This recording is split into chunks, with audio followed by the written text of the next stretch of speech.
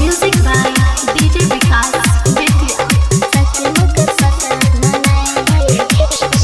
Recording by Sapna Music. भोरे भोरे भोरे भोरे भोरे भोरे हाँ मना है बगे सखी मकर संक्रांत मनाए बगे भोरे भोरे हाँ मना है बगे सखी मकर संक्रांत मनाए बगे।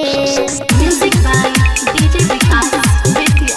सखी मकर संक्रांत मनाए बगे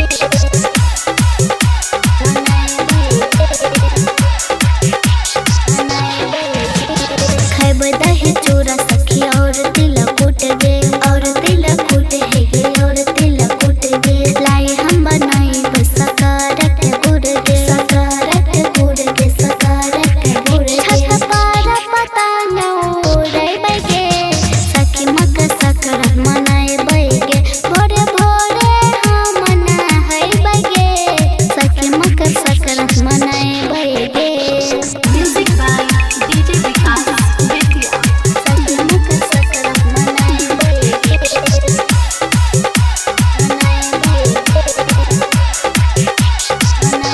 गैया के दूधवा से दही हम जमाइबे दही हम जमाइबे है गे दही हम जमाइबे नाना नानी मामा सबके हम खिलाइबे गे हम खिलाइबे मम्मी साथे लाई बनाइबे गे सखी मकर संक्रांत मनाइबे गे भोरे भोरे हाँ मना है बगे सखी मकर संक्रांत मनाइबे गे भोरे भोरे भोरे भोरे भोरे भोरे हाँ मना है बगे सखी मकर संक्रांत मनाए बगे भोरे भोरे हाँ मना है बगे सखी मकर संक्रांत मनाए बगे।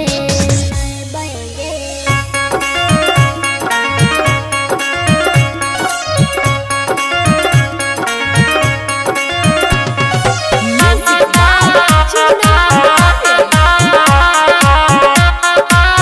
Sapna Music. लाल मुरही के कहे छ खिस्सा सुनले भैया अपन हिस्सा कहे छ तिल संक्रांत चलीसा 14 जनवरी के है छे मिलके सब मनावे छे सभे त भोरे स्नान करे छे पूजा पाठ के काम करे छे सूरज भगवान के है छे पूजा सबके हरे कष्ट दूजा घर घर खिचड़ी बनै छे मिलके खूब खाए छे खान पान से भरल छ खिस्सा कहे छ तिल संक्रांत chalisa. Music by Chuna Gorakhnath पहिला गुरु खिचड़ी प्रथम केलकै शुरू तबे से सब साल मनबै फेरू यह दिन भगवान श्री राम पतंग उड़ै के केलकै नाम सभे त गंगा